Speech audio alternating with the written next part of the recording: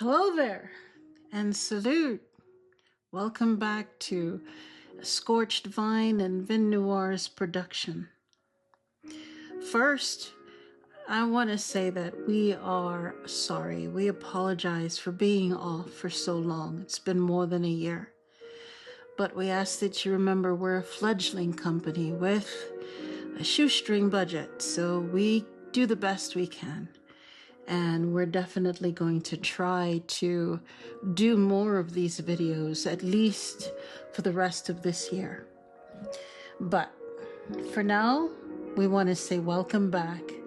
Welcome back to Lionel's Corner. We've made a few changes. First of all, we want to say thank you to our CEO, CFO, and COO, Lauren. They've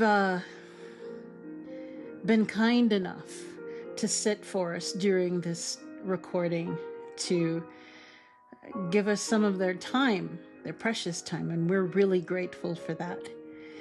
Well, if you're looking, you can see some of the changes that we've made. The shelf space is now covered with some of Lionel's favorite things. He's a collector after all. On the top shelf, you can see his amillary sphere and a bunch of his logbooks and a box of cigars. Some of the tubes that Amanda made mention in the prologue are also there. We haven't been able to acquire any maps for him as yet, but that's coming.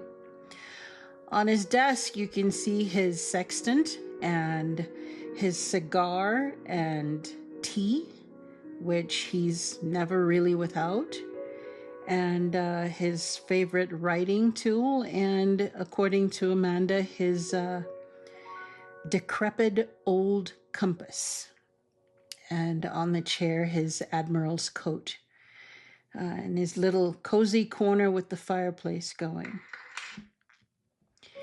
We're fortunate enough to also have that same CEO, their performance of one of Debussy's pieces, and we're grateful for that and hope that you enjoy the very first of our productions this year, an explanation of Hope's Nocturne and opportunity to delve into O.P.L's mind. Wish us luck. Thank you. Now, in the prologue, O.P.L opens the book with a car, a 1930s Cadillac Fleetwood. And I personally thought that that was sort of a strange way to open a book. But in her mind, in her explanation, she said that the car actually is a character in and of itself and plays a pivotal role in both the first and second book, and even the third. She said that it's critical in the lives of both of our protagonists. So that would be something interesting to see how that actually works out. But in the prologue, Amanda introduces the car with its nicknames. Her mother calls it her Mac, and Amanda calls it her Precious. And it's the first time we get to see Amanda's sarcasm and her wit on display. You get the feeling that for Amanda, this car isn't so great, even though her mother cherishes the thing. You get the feeling that Amanda feels as though it's another child, as if Amelia had 3 children, the car being the first and Amanda being the third. So you can even see where she might be a little bit jealous of the car's position in the pecking order. You know, one of the comments we noticed online, aside from the brevity of the book, was the amount of time that was devoted to the scenery. And that, in and of itself, was an attempt by O.P.L. to draw comparison, to compare and contrast Amanda's journey to school and her experiences with both.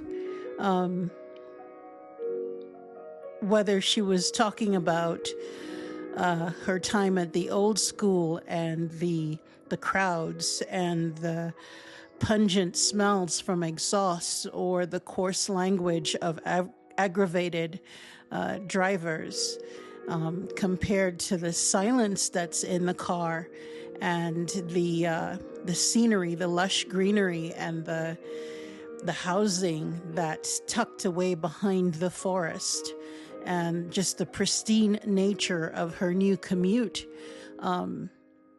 O.P.L. had hoped to compare the two. The fact that on her old journey she's alone, but in this new school she has company now after 2 years of sojourning to school alone.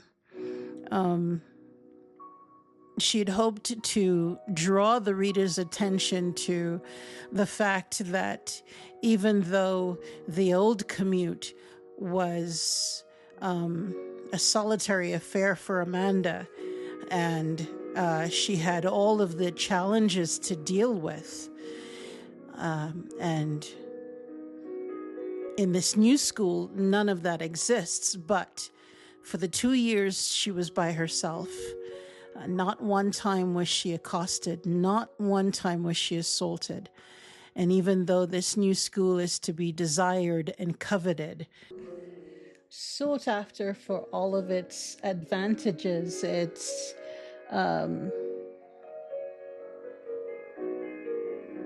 perfection, not once can it claim what the old school and the old neighborhood had, a safe environment for her.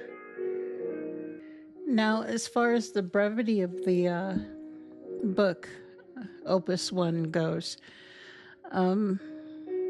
we understand that it makes it difficult to get to know the characters, to really get to know and feel comfortable with them.